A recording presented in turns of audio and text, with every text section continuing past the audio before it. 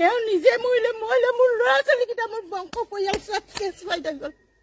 মোক চব চাফা কৰি থৈ গ'ল তেওঁ ইমান ডাঙৰ এটা ভুল কৰিলে তেওঁ কেনেকে ভাবিলে এনেকুৱা ডাঙৰ জঘন্য নিকৃষ্ট কাম এটা কৰি তেওঁ বাচি যাম বুলি কেনেকে ভাবিলে যদি ময়ো জানিলোহেঁতেন পিছত মই আপোনালোকক মই নিজেই জনালোহেঁতেন এই কথা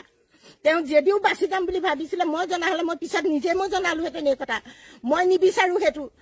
মোৰ যেনেকে সন্তান আছে তেৰো সন্তান সেইটো তোমাৰো ল'ৰা ছোৱালী আছে তুমি এজনী ছোৱালীক তেনেকে অকমান চেফটিকে আঁতৰাই দিছিলো এতিয়া পূজা পাতল ক'ত কৰিছিলে শেষ কৰি পিছত নামঘৰটো পিছত কৰিছিলে আচ্ছা মন্দিৰ আছে নেকি এইফালে মন্দিৰ মানে তেওঁ এটা ৰুম হেৰি কৰি লৈছিলে আৰু এটা ৰুম চাহ তাহ দিয়া হেৰি কৰি লৈছিলে তেওঁলোকে হয়তো মোক দেখিলে কেনেবাকে চিনি পাব মই দিনটোত এবাৰ যাওঁ তেওঁৰ ওচৰলৈ চাহ একাপ দিওঁগে আলহীয়েতো তাতে নিজে বনাই কৰি খায় মই তেনে আৰু কোনো মানুহৰ লগতে মোৰ আহিছে আৰু তেওঁলোকে নিজৰ কামত মোৰ মানে ইমান হেৰি নহয় মানে তাত মই গুৰুত্ব এটা নিদিওঁ আলহী থাকেও নেকি আলহী থাকে নাথাকে বুলিও নকওঁ ধৰক কোনোবা গিৰিয়েক ঘৈণীয়েক আহে কিবা এটা দৰৱ খাবৰ কাৰণে তেওঁলোক পৰিয়াল হিচাপে থাকে কোনোবা মাক জীয়েক আহে ধৰক তেওঁলোক তেনেকে থাকে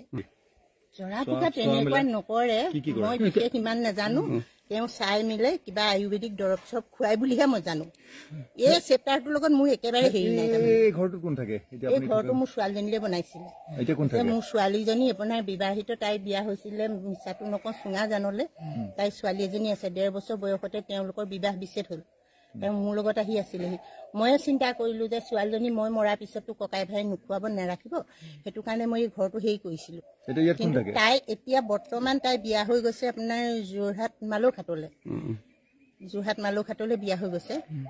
আচ্ছা এই যে ছোৱালীজনীৰ লগত ঘটনাটো হ'ল ছোৱালীজনীক আপুনি লগ কথা পাতিছিলে তাই লগত কথা পাতিছিলে তেওঁলোকৰ পৰিয়ালক সুধিলেও তেওঁলোকে সেইটো ক'ব পাৰিব যে মোৰ লগত তেওঁলোকৰ কোনো ধৰণৰ টাৰ্মছেই নাই আৰু মোক তাৰমানে মোক দেখিছে যদিও মই তেওঁলোকৰ 7 তাৰিখৰ দিনাখনি মোৰ ঘৰলৈ নাই অহা যিদিনাখনি তাই ছোৱালীজনী হেৰাইছে বুলি কৈছিলে সেইদিনাখনি ৰাতি তেওঁলোকৰ ঘৰৰ মানুহ আহিছিলে মোৰ ঘৰলৈ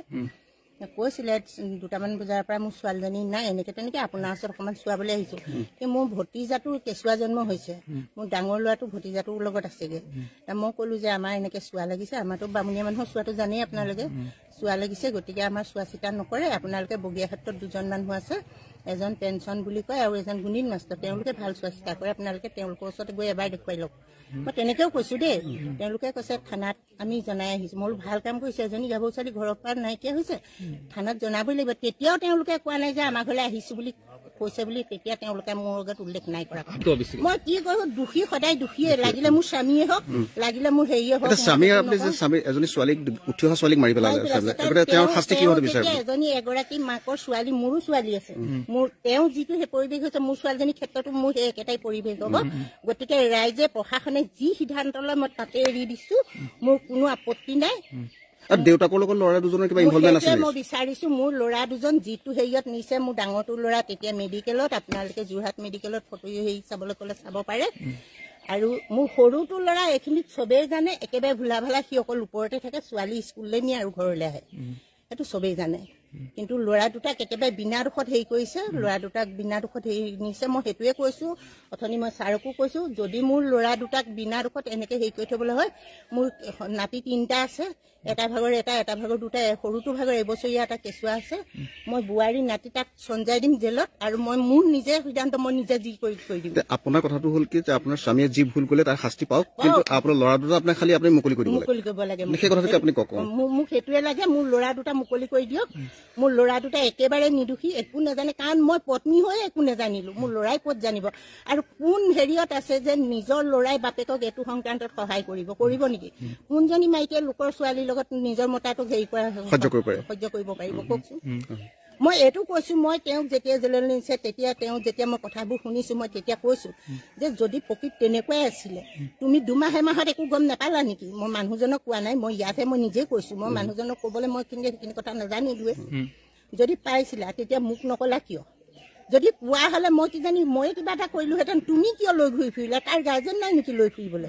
মই একো এইবিলাক কথা মই নাজানো মই এইটোৱে কৈছো মোৰ স্বামী বুলি মই নকওঁ মই তেওঁ মুখ চাবলৈও নিবিচাৰো তেওঁক প্ৰশাসনে যি ব্যৱস্থা লয় তাকে লওক ৰাইজে যি ব্যৱস্থা লৈ লওক যদি ৰাইজৰ মাজলৈও গতাই দিয়ে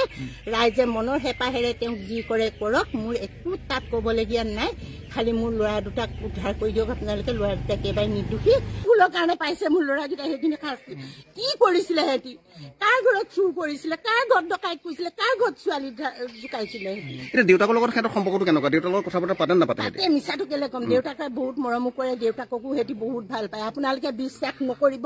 সেইজন মানুহক আমি ভগৱানৰ নিচিনা লক্ষী পূজাৰ দিনাখনি থালিত পানী লৈ ঘটিত পানী ভৰি ধুৱাই আমি প্ৰাৰ্থনা কৰি মূৰত মানি লওঁ তেখেতক। দেৱতা বুলি পূজা কৰে? দেৱতা পূজা কৰিছিলো, কিন্তু আজি সেই দেৱতাই মোক এই ৰূপ দিলে। মোক হ'ব হ'ব হ'ব হ'ব।